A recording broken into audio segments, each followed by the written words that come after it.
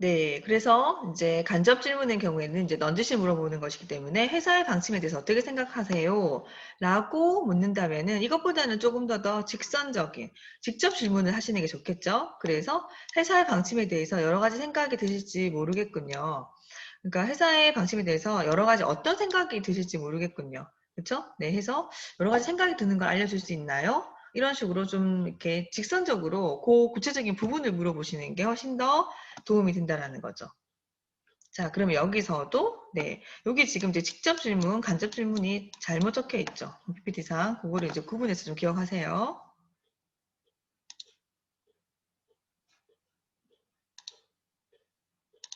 자, 다음 질문의 종류는요. 과거 질문과 미래 질문입니다. 자, 과거 질문 같은 경우는 과거의 경험 속에서 긍정적인 자원을 찾아서 활용할 수 있게 돕는 질문입니다. 그렇기 때문에 문제의 근원이나 시작의 동기를 묻는 질문들이 많죠.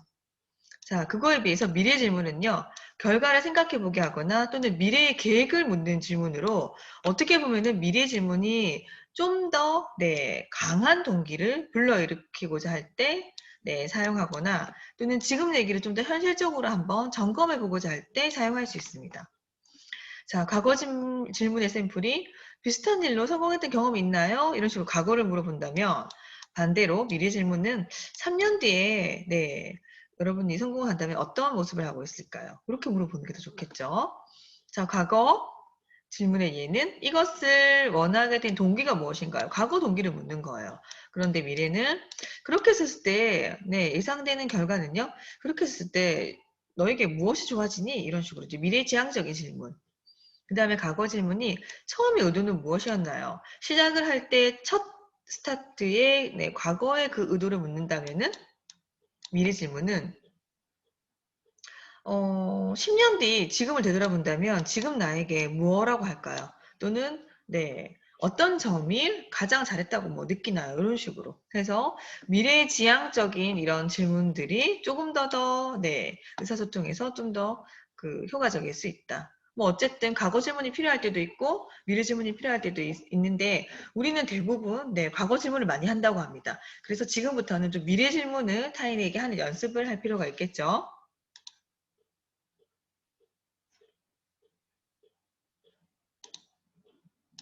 자, 그 다음으로는 네, 질문의 종류.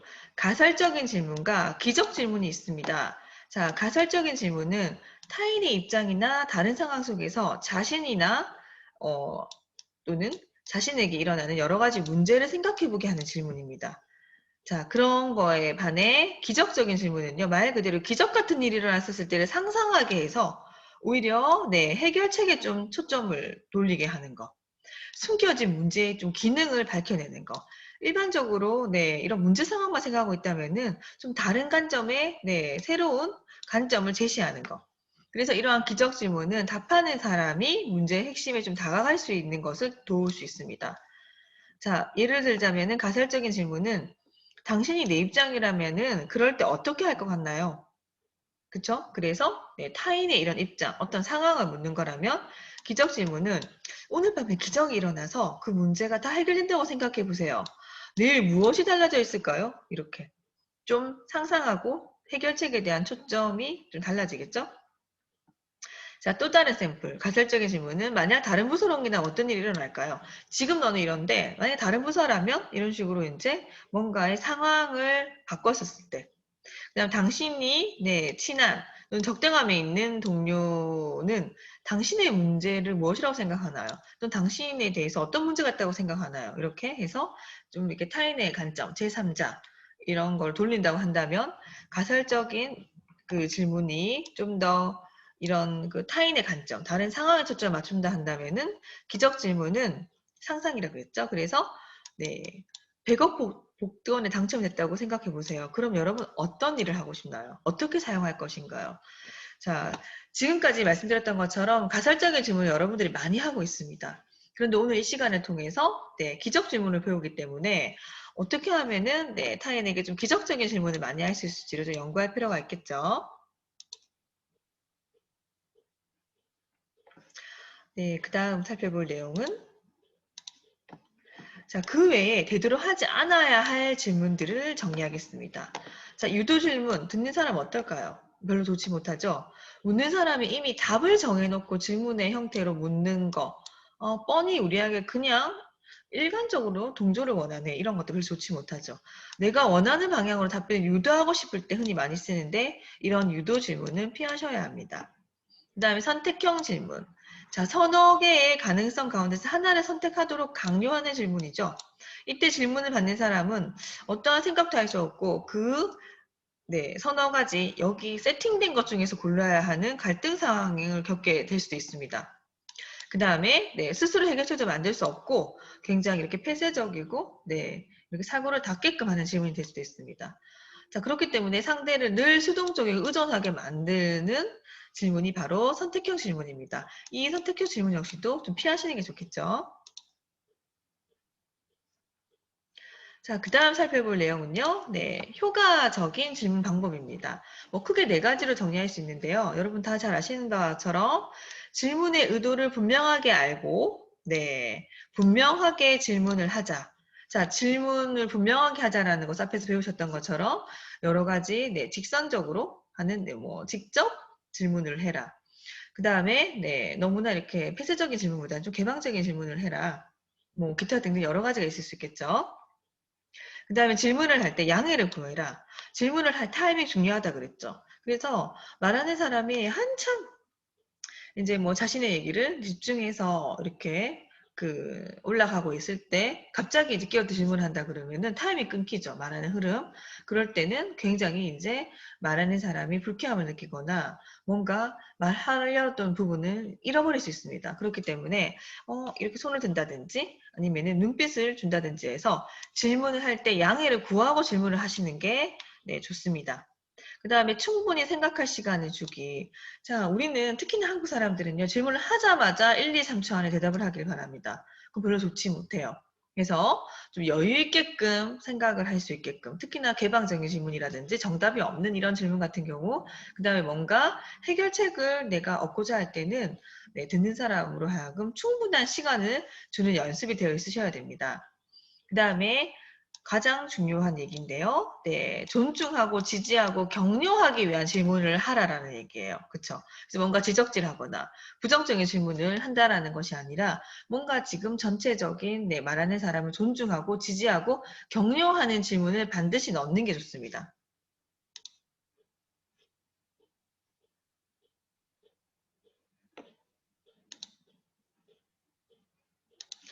자, 다음 부분은요. 맞장구 네, 치는 효과적인 방법. 맞장구와 관련된 얘기인데요. 여러분들 맞장구 어때요? 교수님이 올린 영상 중에서 네, 이거 맞장구 관련된 재미난 만화가 있는데 한번 보시면서 공감을 할 거예요. 그래요? 그렇습니까? 그렇죠. 나도 그렇게 생각했어요. 물론 너무나 지나치게 계속 뭡니까? 네, 마음에는 우러나지 않으면서 맞장구를 치는 것도 역효과지만 어쨌든 맞장구는 긍정적인 효과가 상당히 많다는 거예요. 어떻게 보면은 대화를 좀 무르익게 하고 상대방의 이야기를 끌어내는 기술이 맞장구만큼 효과적인 건 없습니다. 자, 그래서 확실히 맞아 맞아요. 그래서요. 절묘한 타이밍에 절묘한 맞장구를 쳐주면 말하는 사람, 이야기하는 사람이 굉장히 흥미를 느끼고 이 사람이 나의 얘기를 공감한다라는 것을 100% 공감한다라고 이제 받아들일 수 있습니다. 자, 그래서 오늘 이 시간에 배워볼 내용은 대화의 법칙, 1, 2, 3 법칙입니다. 자, 1분, 여기서 이제 1분, 1, 2, 3에서의 1은 1분인데요. 말을 많이 하려고 하지 말고 자기 말은 일단은 네, 1분 내로 끝내라. 두 명의 사람이 대화를 한다 그러면은 이 친구 1분, 이 친구 1분 어느 정도 시간을 좀 더 공유하라는 거예요. 일방적으로 30분의 대화에서 어떤 사람이 25분 가져가고 어떤 사람은 5분밖에 얘기를 하려 하지 못하는 경우가 있어요. 그러지 말라는 거죠. 그래서 네, 1분 동안 자신의 생각을 말하는 걸로 되도록 끝내라. 자, 2분의 법칙은요. 상대가 말할 때는 2분 이상 말하도록 해라. 그러니까 내가 말하는 것보다 상대를 내가 말한 거에 2배의 기회를 주라는 거죠. 이게 바로 맞장구의 네, 중요한 법칙입니다. 그 다음에 세 번째 이제 3 법칙은요. 3회. 자, 2분 이상 상대의 말을 듣는 동안에 3번 이상 긍정의 맞장구를 칩니다. 그래서 맞아, 맞아요. 어머, 정말 그랬군요. 그다음 또 하나는 여러분이 생각하시는 맞장구. 그래서 어쨌든 3회 이상의 맞장구를 2분 동안 말하는 사람에게 준다면 여러분의 대화는 성공할 것입니다. 자, 다시 말해서 정리를 하자면 적게 말하고 상대방에게는 많은 말을 하게 하라는 것이고요. 인간의 눈과 귀, 네, 손발 모두가 두 개인데 입이 하나라는 이유가 바로 여기서 나오는 메시지죠. 자, 그래서 어쨌든 2대1 비율을 정확하게 지킨다 그러면은 인간관계에서 가장 효과적인 의사소통을 내가 성공적으로 할 수 있다라는 메시지가 될 것입니다. 자, 근데 아까 제가 부정적인 뭐 맞장구도 했다 그랬죠. 무턱대고 맞장구만 친다고 해서 다 좋은 것은 아닙니다. 그래서 타이밍을 무시하고, 네, 동문서답하듯이 계속, 네, 맞습니다, 맞습니다만 하는 거, 오히려 대화의 흐름을 방해하고 흐트러뜨리게 되죠. 그래서 말하는 사람이 불쾌감을 느낄 수도 있습니다. 자, 가장 나쁜 것은, 응, 응, 응, 이런 식으로 형식적인, 3번 이상 반복하는 맞장구죠. 그래서 여기서 말하는 맞장구는 형식적인 것이 아니라 진정으로 네 생각이 동조해. 어떻게 그런 생각을 했니? 라는 긍정의 메시지의 맞장구를 얘기합니다. 자, 그렇기 때문에 네, 자기 딴에는 열심히 듣고 있다는 것을 어필하려고 참 알았다고 또는 듣기 싫으니까 빨리 끝내라는 의미로 네, 이렇게 단순한 맞장구를 치면 받아들일 수 있기 때문에 오히려 역효과가 난다는 얘기고요. 자, 그러면 지금부터는 좋은 대화를 이끌어 나가기 위해서는 어떤 맞장구를 하면 좋을지에 대해서 살펴보도록 하겠습니다.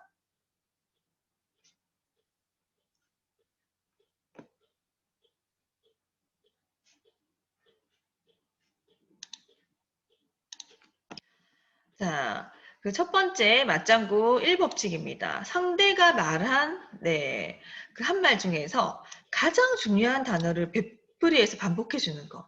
한번 같이 가볼게요. 나 취직했어. 뭐 어떻게 했는데, 취직했다고? 이러한 맞장구. 그 다음에 나는 뭐뭐 했는데, 햄버거가 너무너무 싫었어. 싫었다고, 싫다고. 나 이런 해서 프로포즈를 받았어. 결혼하기로 했어. 정말 결혼하기로 했다고? 그래서 그러니까 타인이 말했던 문장에서 가장 중요한 단어를 되풀이해 주는 거. 1법칙입니다. 이것만 하더라도 맞장구 반 이상은 성공한 것이 됩니다. 자, 무슨 말을 해야 할지 모르겠다는 네, 그 사람. 상대가 말할 때 가만히 있지 말고 상대가 말한 것 중에서 가장 중요한 말 한마디를 단어를 찾아서 맞장구를 쳐주면 훨씬 더 대화가 네, 분위기 있게 되고 공감의 메시지를 줄 수 있죠. 자, 맞장구의 2법칙입니다. 자, 대화가 앞으로 나갈 수 있도록 유도를 합니다. 자, 예를 들자면 나 취직했어. 취직? 어디에? 어디 했는데? 이렇게 해서 뭔가 타인에게 계속 네, 다른 좀 더 니에게 궁금해라는 메시지를 주는 거. 나 그 사람 사랑해. 그 사람 사랑한다. 언제부터? 이런 식으로. 나 결혼하기로 했어. 그래서 어제 예식장을 예약했어. 예식장 예약했다고? 어느 예식장인데? 이런 식으로. 그쵸? 그래서 뭔가 대화를 유도할 수 있는 맞장구. 굉장히 중요하죠. 자, 그 다음에 세 번째 맞장구의 세 법칙입니다. 세 번째 법칙. 상대가 한 말에 자기 생각을 좀 더 겉들여 말하는 거. 여기까지 한다 그러면 정말 100% 맞장구를 잘하는 사람이 됩니다.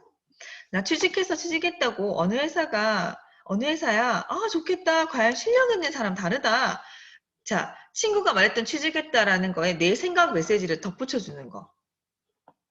그 다음에 이제 나 내일 제주도 가기로 했어. 제주도 간다고? 누구하고? 제주도 갔다가 언제 오는데 나랑 같이 갈래? 뭐 이런 식으로. 그 다음에 맞장구를 잘 치기 위해서는 이렇게 단순한 말이 아닌 눈빛과 제스처와 제가 아까 맞장구 할 때 좀 보여드렸죠. 마음가짐 또한 중요합니다. 자, 다음 명심, 그러니까 대화에서 명심을 해야 되는 것들에 대해서 좀 살펴보도록 할게요.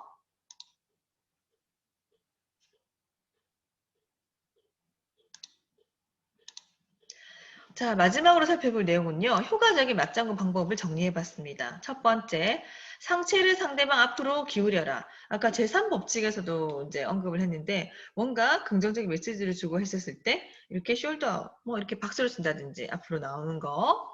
자, 1대1 대면이라면 상체를 앞으로 숙이고 말하는 것이 네 말에 관심이 있어라는 표현이 되겠고요. 네, 어쨌든 좀 이렇게 비스듬하거나 이렇게 주머니 손을 넣는다거나 네, 어깨를 상당히 막 뒤로 이렇게 뭐 꾸부정하게 있다면은 네 얘기 관심이 없어. 또는 너 얘기 한번 해봐라. 라는 권위주의적인 또는 거만한 태도로 보일 수 있기 때문에 주의를 하셔야 됩니다.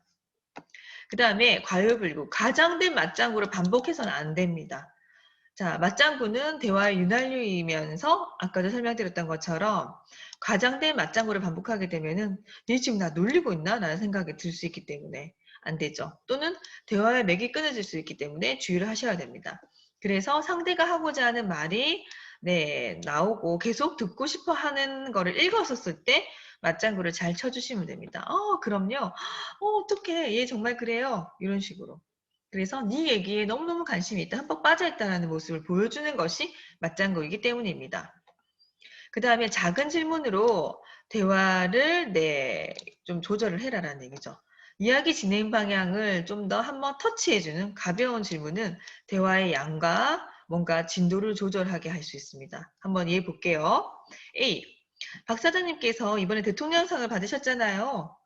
맞장구 쳐야 되겠죠? B. 어머, 박 사장님께서요? 그렇죠. 여기서 이제 중요한 거 대통령상 받은 사람이 박 사장님이다. 여기서 키포인트는 박 사장님이라고 B가 읽어줬습니다.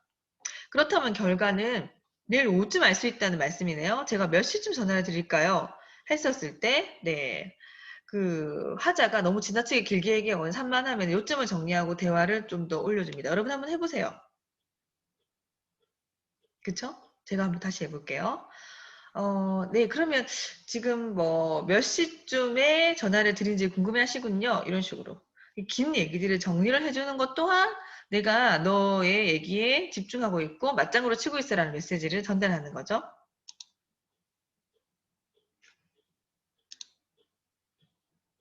자, 그 다음에 또 효과적인 맞장구 방법. 도중에 끼어들지 마라. 이거 체크해 놓으세요. 남의 말을 허리를 자르고 끼어드는 것은 상당히 좋지 않아요. 자, 비단 고객과의 대화나 또는 학생과 또는 이제 클라이언트들과의 대화뿐만 아니라 일상적인 대화에서도 친구, 그다음 부모 간의 관계, 뭐 연인 관계에서도 절대로 해서는 안 되는 금지 사항입니다. 대화 도중에 끼어들거나 또는 실컷 얘기하는데 중간에 말꼬리를 자르거나 이런 거. 뭐 말씀 중에 죄송합니다만 제 얘기도 들어주세요. 난 그렇게 생각하지 않아요. 제 얘기 좀 들어보세요. 별로 좋지 못하죠? 이러한 얘기들은 해서는 안 되죠. 자, 그 다음 마지막으로 공감 의사를 표정에 좀 담아라 하는 얘기입니다. 이것도 체크해 놓으세요.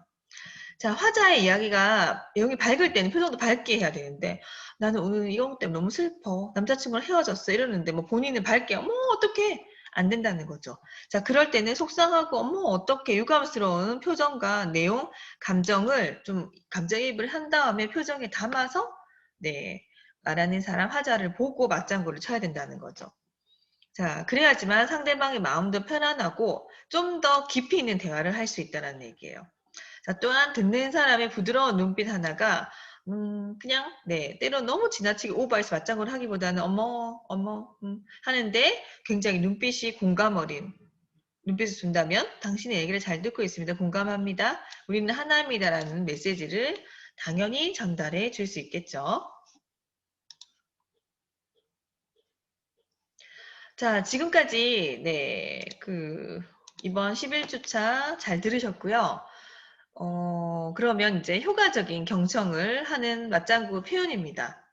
예를 들자면은 치켜 올리듯이 가볍게 하는 맞장구는 무엇입니까? 저런 그렇습니다. 아닙니다. 잘 됐습니다. 그렇게 합시다. 동의하는 맞장구는요? 과연 정말 그렇겠군요. 맞아요. 알겠습니다. 정리하는 맞장구. 말하자면 이런 겁니까? 와, 지금 저한테 시간을 정해라는 얘기죠? 이렇게 정리. 네, 재촉하는 맞장구. 그래서 어떻게 되었나요? 누구는요? 그 다음은요? 이런 식으로. 그래서 맞장구도 이렇게 4가지의 형태로 구분할 수 있습니다.